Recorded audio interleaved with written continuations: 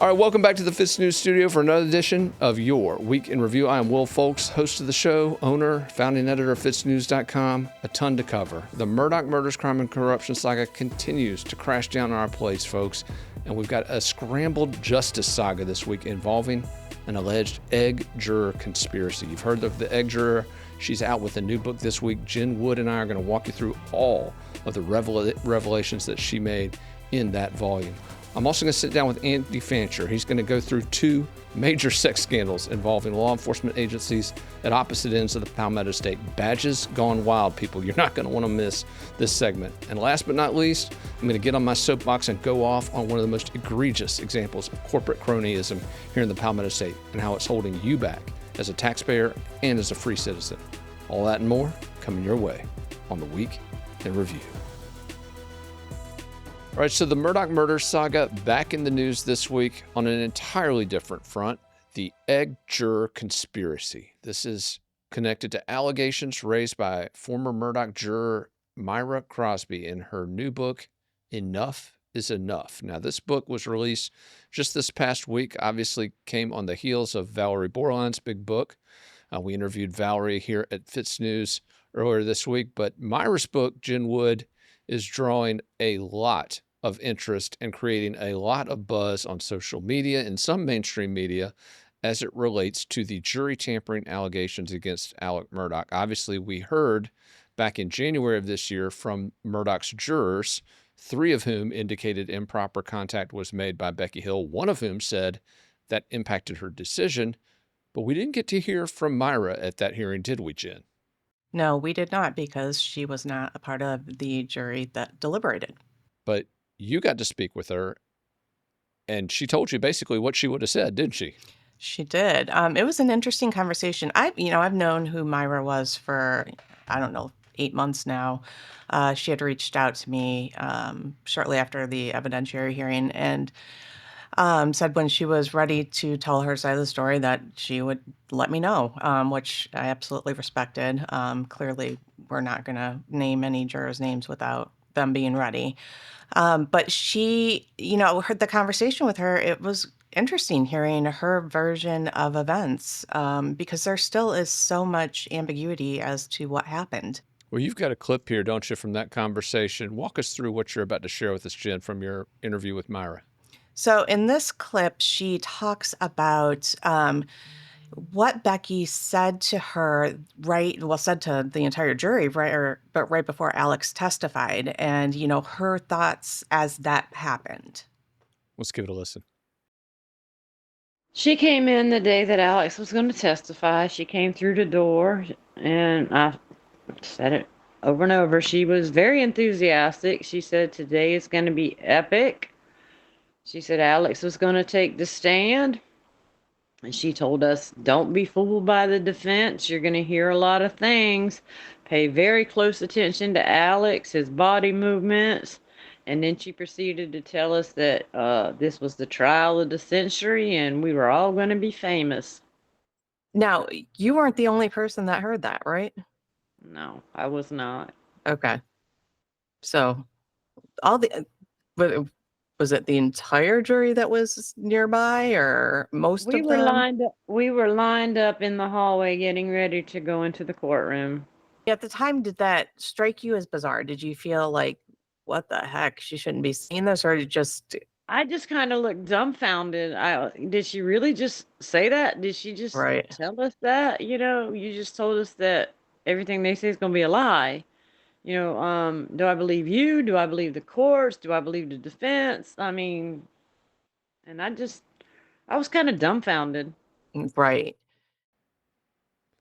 All right, so Jen, this is consistent with what we've heard. This is now what, a 4th person who was on the jury basically saying, yes, she said these things. Right. But Jen, the big news about Myra is not necessarily related to Becky Hill's jury tampering, but it's her allegation that there's an entirely deeper, bigger, broader conspiracy at play here. And there was one name that she threw out in particular. Well, she named several names, obviously. But one name that she threw out in particular, and it was actually raised in this screenshot we've got here. We're going to put it up here on the screen for those of you who haven't seen it. I'm not sure where this came from originally, but this is something that Myra had in her book.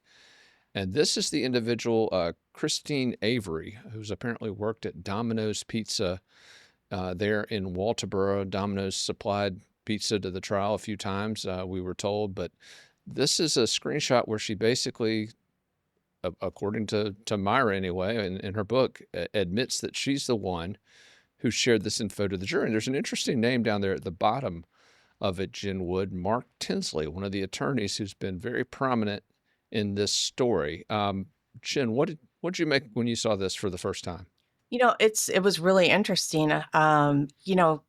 So this Christine Avery, this story is so convoluted that I always feel like I have to explain it a little bit just to catch people up if they're not 100%, caught up on it. But Christine Avery worked at the Domino's with one of Myra's tenants, somebody who lived in a rental house she owns.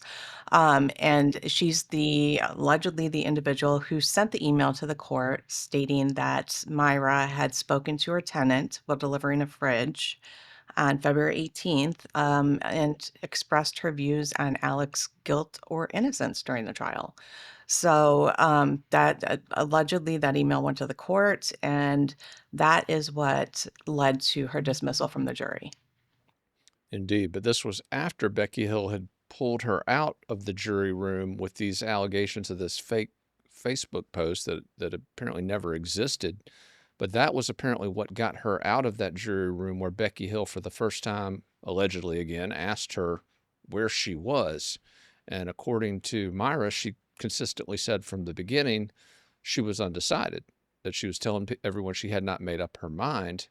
Now, I got to ask you this, Jen, because one of the things that we keep coming back to is the importance of this alleged conspiracy involving, according to Myra, Mark Tinsley, and many others. Ultimately, this doesn't matter No. in the bigger scheme of things. We've talked a lot in recent weeks about Alec Murdaugh's bid for a new trial and whether or not he will get a new trial.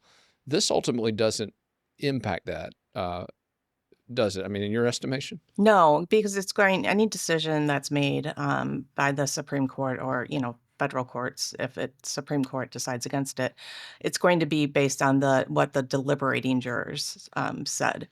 But the alleged conspiracy, it matters. And in this, the screenshot we showed, she thanks Mark Tinsley as well as, a group of podcasters for guiding her. You're very diplomatic there. It's our former employees. Come I know, on. I'm trying to be, These people used to you know work me. for us. So, yeah. Which, that kind of puts us in I don't know. But, it's how she was guided, when she was guided. I think the post was made in October 2023 in a platform that they host. How and when she was guided, we don't know that. But it certainly is interesting. If you read the book from start to finish, it's interesting how she lays out everything that happened to her. And it does make some sense.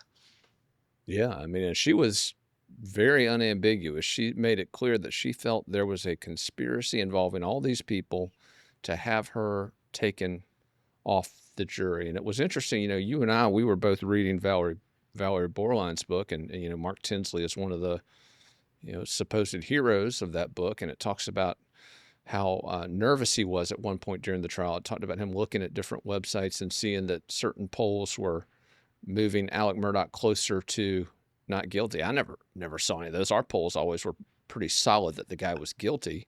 Our polls trended up around the time the defense took over and started presenting their case. Our polls did trend up, but by trending up, I mean 7% said he was not guilty and trended up to like 12% or something. But they did trend up a little bit. Yeah, it's like Donald Trump in California or Kamala Harris in Montana. I mean, those are not, you're trending up maybe, but the outcome's never in how doubt. far up. But, if you look at that from the standpoint of, percentage wise, you've got 12 jurors, you trend up to 12%. That's one juror. Well, that's fair enough. And again, what I find fascinating about Myra's take, since she's come out and again publicly identified herself, made these allegations publicly in her book, made them publicly on different interviews, Fox Nation, obviously. But one of the things I found very interesting is that she's kind of correcting the narrative, because the narrative we received at the time from our sources close to the jury was that she had said he's not guilty. She's correcting that. She's saying she never said that. She's saying that, everyone else, Becky, had insight that they were diehard guilty votes, but that she was undecided. And that, I think, is very important, because if they know they've got a holdout, the question is, did they take matters, this alleged group of conspirators, did they take matters into their own hand? And Jen, I do think it's important to note out, or to take note of the fact that all of these folks could have just been doing their duty as officers of the court, as people who heard something and said something. So I want to be perfectly clear. We are, Myra has made these allegations, and I think, as you've indicated, there's some credibility to them. But we want to point out that there's multiple perspectives to every story, and whatever beef we may have with Tinsley or any of these other people, it could very well be that they heard credible allegations of jurors misbehaving and they reported them. And hey, but as we followed this, though, one of the things that could help us find out whether or not that's the truth are these in-camera transcripts that the defense has called to be released, that Myra and her attorney have asked to be released, but the state of South Carolina refuses to release them. Jen, what's the latest on that?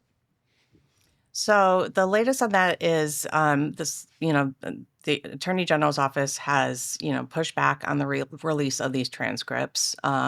So I believe Myra's attorney, Joe McCulloch, is filing a motion with the Supreme Court for them to be unsealed. And I mean, really, right now, all we have is, the one side of the story and partial version of the other side of the story that we got from, evidentiary hearing and what we heard during the trial. But we don't have the transcripts of the in-camera conferences in the judge's chambers. We don't have the affidavits from the tenants, so we don't know what they said. We don't have any videos of interviews of the tenants.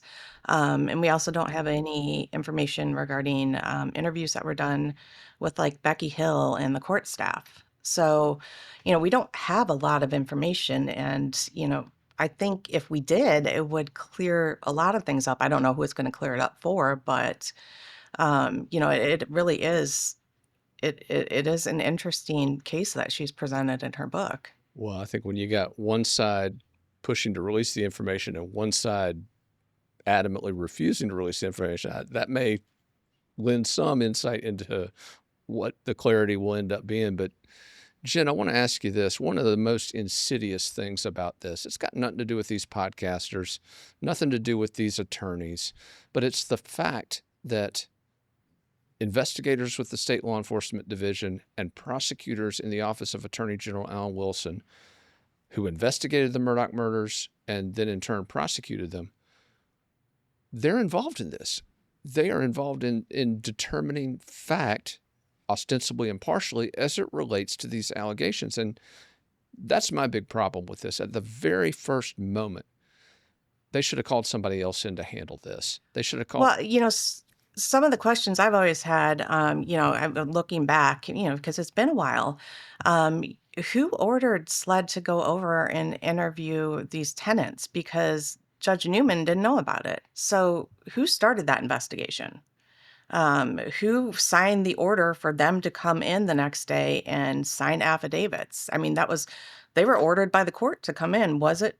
I mean, doesn't look like Judge Newman did. No, absolutely. And of course, the role of Becky Hill speaking to these jurors, at least one of them, outside of the judge, without his knowledge. I mean, that, to me, that's a mistrial right there. But I mean, and that was right in the transcript that was in the defense's filing for a new trial. So that happened. It's in the transcript.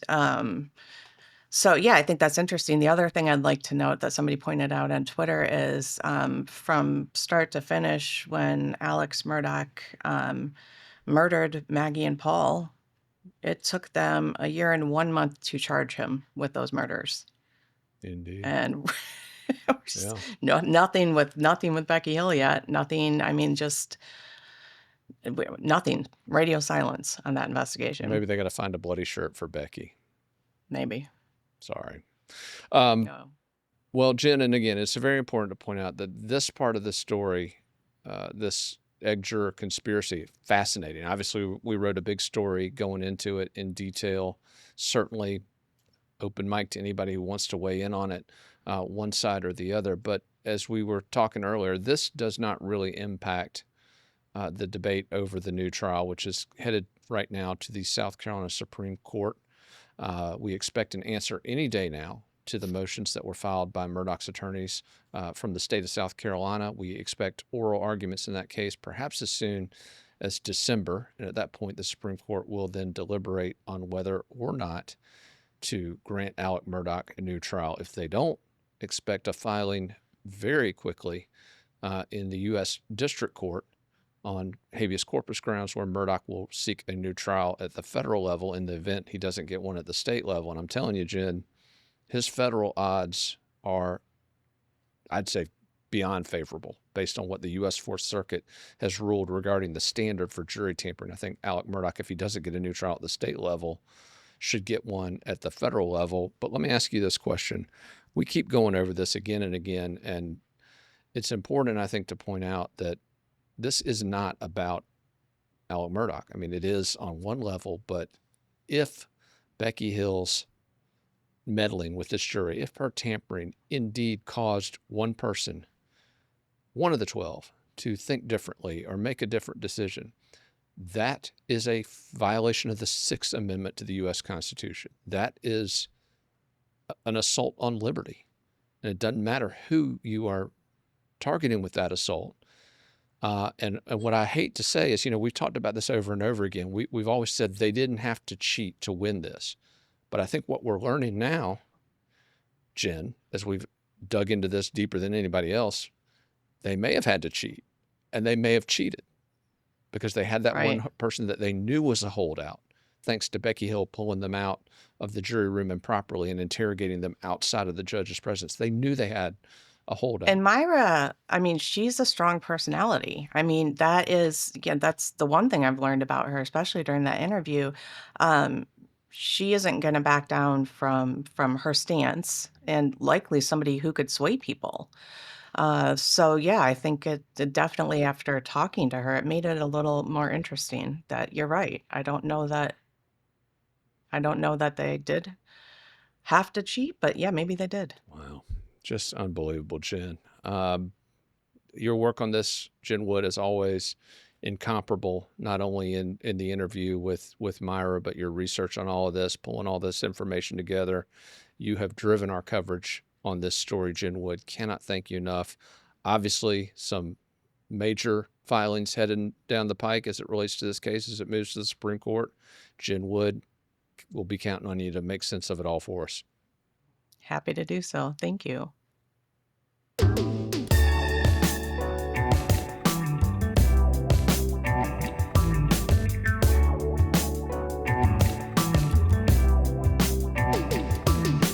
All right, so if you've been following our Andy Fancher, you know he goes hard against bad behaving cops. But typically, we're talking about misconduct in the line of duty, poor ethics. But this week, Andy, we've got a different animal altogether, do we not? So we usually report on badgers gone bad, but this week we've got badgers gone wild from the Low Country to Spartanburg County.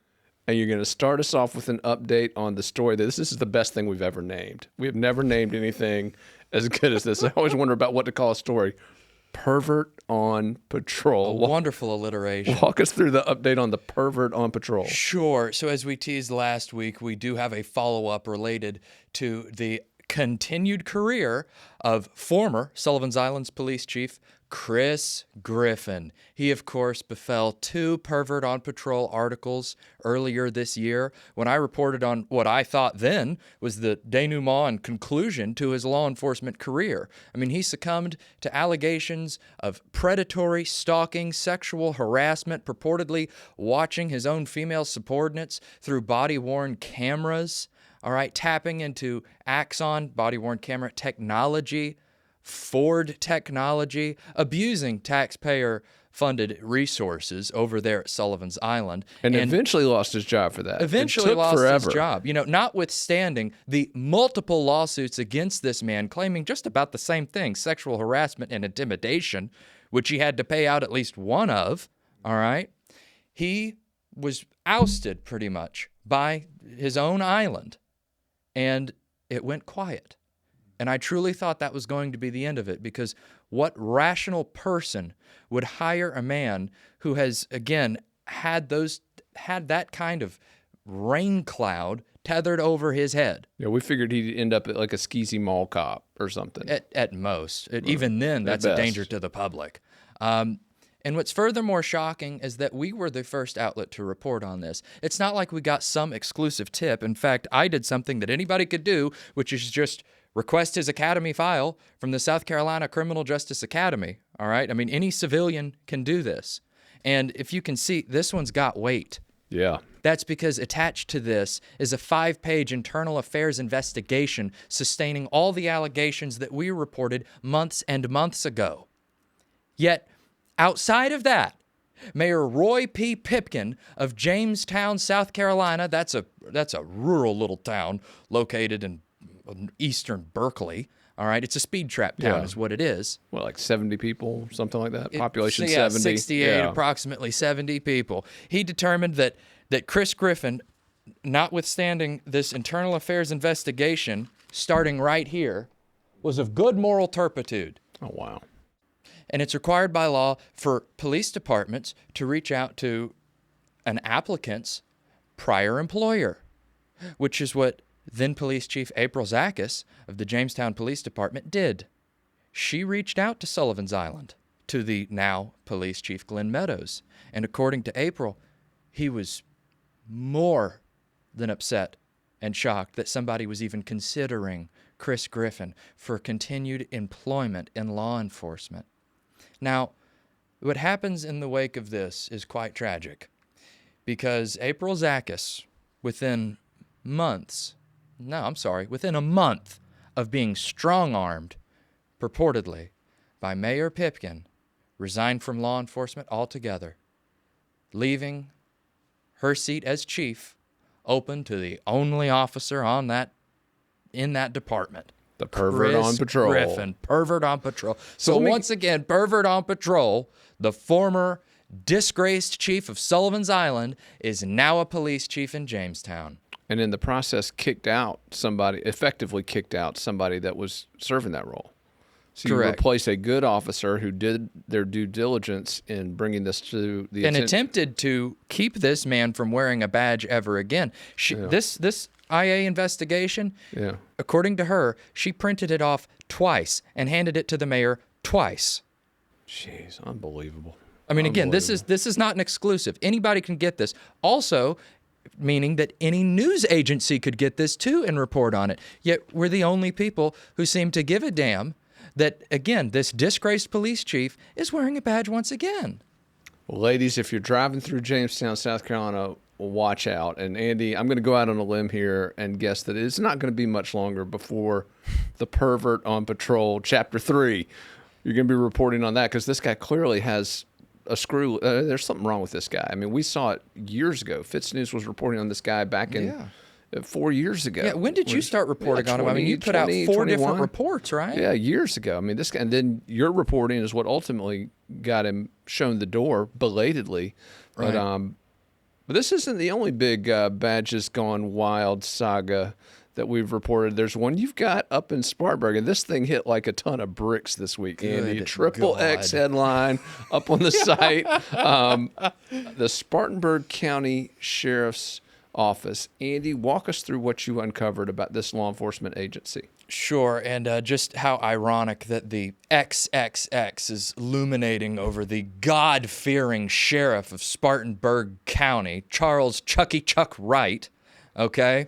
And we have to emphasize just how much of a law-abiding law enforcement officer he is. I mean, he rides up on horses to press conferences and prays before the raids. He beats that Bible, doesn't he? Oh, yeah. I mean, thumping that Bible. And apparently, as he was thumping that Bible, his own deputies were thumping something else. At least that's what the email receipts indicate. Well, so what do you got? Walk us through what you found. Sure. So we were provided 33 EML files. Those are emails, all right, that were ripped from Spartanburg County Sheriff's Office's server by a now retired deputy who handed those EML files to a Kyle Jocelyn out that way, who we have reported on in the past for bringing much needed scrutiny to the Spartanburg County Sheriff's Office. And he surrendered those emails to us. And let's just say they were shocking, appalling, stuff. all of the above. Well, I mean, just some of the. I mean, there's a. I don't even know how to even talk about this, but there's like a horse video or something. There is a video innocently titled "Mr. Ed" that is exactly as you would think it is. It is bestiality. There's no other way as to. a kid, man. You ruined it. So I used to watch those reruns, man. Go ahead. I'm not sorry. anymore. You're good. Yeah. So what we have here is an alias, nice guy in Spartanburg, who, according to the metadata, according to reverse IP and reverse email searches performed by LE Investigations, was being sent from the Spartanburg County government server by none other than a now retired deputy, Robert Allen Wood. Now, how did they trace it to Wood? They used, was there stuff in the metadata that brought it back to Wood's doorstep? Absolutely. Digital doorstep? Yeah, there was, I mean, the digital footprint was so humongous on this one. So we got horses, bestiality. What else? What other kind of stuff is he saying? I mean, let's talk about, 57 hardcore pornographic images. We've got at least 4. I mean, I don't want YouTube to strike us, but let's just say 4. We've already talked about doing horses, so really intense videos. Okay. And if I do this, hopefully folks can fill in the blanks on what I might be alluding to. We are FITSNews, not FISTNews, but anyway, go ahead. Go ahead. According to the metadata, according to the Send Times, Sergeant Wood was watching these videos and sharing these videos with fellow officers as early as approximately 8 o'clock on weekdays. So this is taxpayer time, taxpayer resources. Taxpayer time and resources. It appears as though he was logging into his personal email from his work computer, in between all of his investigation discovery appearances where he's talking about his work as a sergeant over Criminal Investigations Division, all right, violent crime unit, nonetheless, sending these emails, this hardcore pornography, not related to the regular pornography, to at least 10 members of the CID, at least 3 more members of the Warrants Division, and civilians, plural. Yet, despite all of that, the recipients who during weekdays on their government emails receiving this content did nothing. Well, I wanted to ask you about that because we looked at these files, we looked at this story, and these are files from 2008, 2009, thereabouts. Between 2007 and 2008. So 2007, 2008, that is a while back. Mm-hmm. So the relevance is... Well, the relevance is that they were still wasting taxpayer time and taxpayer money when they could have been doing their job, which is to keep us safe. And obviously this was never reported on, and to our knowledge, I mean, maybe there was some discipline, but we don't know of any discipline. No, we can actually say definitively there was no discipline because the public information officer, Lieutenant Kevin Bobo, did something he didn't usually do when we reached out to him regarding this, was he responded. And what he said is, we have no idea what you're talking about. We've looked through his disciplinary file. There's nothing here. It's worth noting that Lieutenant Bobo received a number of these pornographic emails from Sergeant Wood around the same time frame. Man. But we know that Bobo has a problem with his emails because he hasn't responded to all of our requests before. So maybe he did just miss it. Well, Andy, I have a feeling you'll be giving him several opportunities in the future to respond to well, questions. I mean, we have outgoing requests to the sheriff himself, Chuck Wright. Yeah. So Why speak on an ethics investigation into purported nepotism of your son? Why speak on the hardcore pornography disseminated by your deputies on the county server? It makes you wonder, what are you doing? Oh, well, we know that he is the arch offender when it comes to civil asset forfeiture, taking Right. assets. We know that he's doing that. But Well, and Rolling Thunder just befell more scrutiny. Turns out we were, according to FOIAs that we did not deploy, just some reportings that I have read, just right to that, the asset forfeiture. We're talking about large amounts of cash seized without cause. There were some other outlets that did some magnificent reporting on that, which just Greenville News did speaks some to the good work on temperament. it. Absolutely. And you had reported on it in the past as well. Years ago. Yeah, we've been Yeah. on this. It's one of the reasons he hates us. But, oh well. I think I'll get over it. You? I think that's it's concerning that a sheriff is concerned with the truth. We'll soldier on without his approval, won't we? Well, folks, badges gone bad or badges gone wild. If you know of law enforcement behaving badly, let us know. Andy Fancher will give them the business. We'll dig to the bottom. We'll find out what happened. Andy, great work on these stories. Keep holding these bad cops accountable. Stand by for some potential headlines in, drum roll please, Greenville.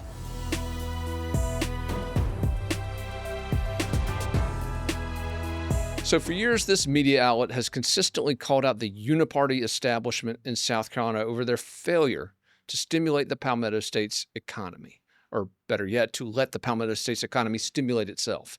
I'm talking about high taxes. I'm talking about excessive regulations. I'm talking about excessive government spending and crony capitalism that distorts the market and rewards a select few at the expense of the rest of us.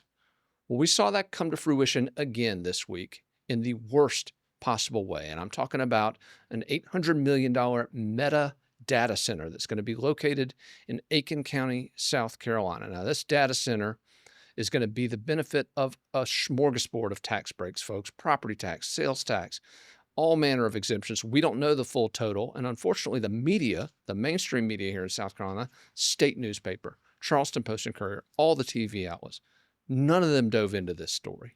The only outlet that did was the South Carolina Gazette. Jessica Holdman had the temerity to point out that this data center would be getting a reduced property tax break, the one that individual residents get, instead of the 10.5% tax rate that they should be getting. That's a 40-year break. But what Holdman didn't report, and what we reported on, is that there are massive sales tax breaks associated with this deal, folks. No sales tax on energy, no sales tax on any of the computer equipment that they're using in this data center, which, by the way, is going to fund the AI that tell us what the deep state wants us to hear every time we go searching for something on the internet. But that's not the real insidiousness behind this Meta deal. That's not the real thing that should get you pissed off if you're a South Carolina taxpayer, aside from the fact that you're paying for this facility.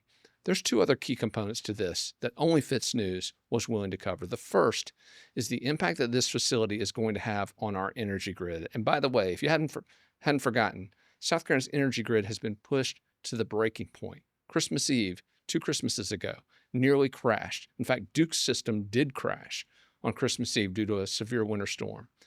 This is when renewables don't help us, folks. When there's no sun, when there's storms, when all of this spiraling at once, no wind, no solar. You can't rely on those during those periods, and our energy grid nearly toppled over because of it. But according to Meta, they can pull 200 megawatts out of this thing, no problem.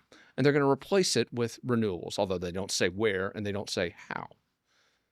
But that's the scam here, folks. This green energy that everyone keeps talking about being touted by these same companies that are planning these data centers that suck massive amounts of energy from our state's grid.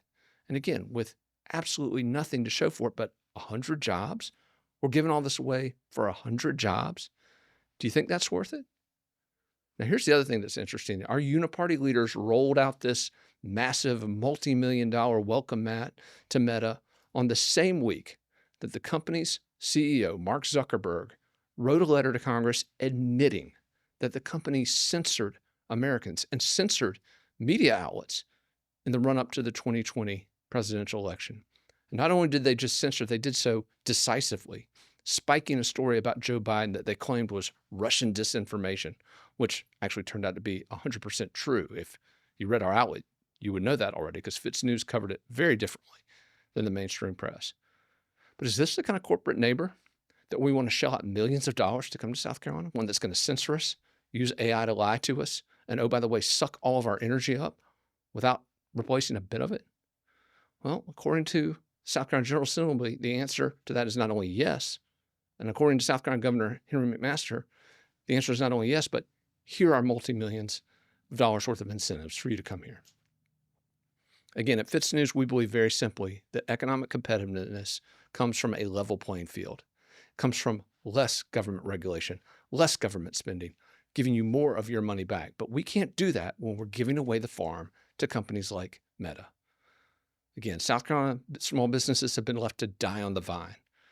The regulatory climate here, the tort climate here, atrocious for small businesses. But again, while our politicians ignore those businesses, they continue to throw these massive incentives at companies like Meta.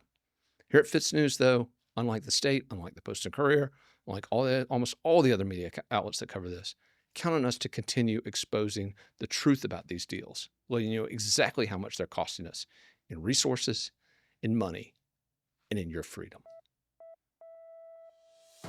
All right, that is a wrap for this week's edition of Your Week in Review. I want to thank everybody for tuning in. Thanks especially to those of you who pay that $8 a month to subscribe to FITSNews.com. Cannot thank you enough. That empowers everything that we do here on the show and over at FITSNews.com. Want to keep you up to speed. We were going to have the month in review this week, but some scheduling snafus have pushed that to this coming week. So be on the lookout next week for the month in review where we do this live. So any crazy screw-ups we make, no chance to erase them. You get to hear all the good, the bad, and the ugly on that. But keep it tuned to FITSNews for the very latest on all these stories and more.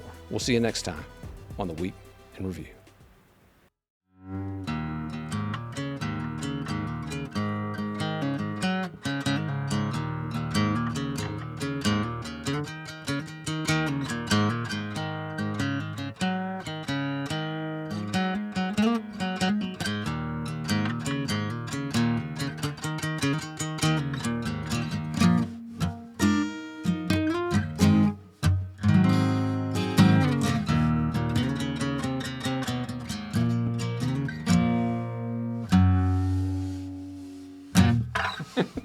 You didn't film that, did you? Oh, that's terrible, man.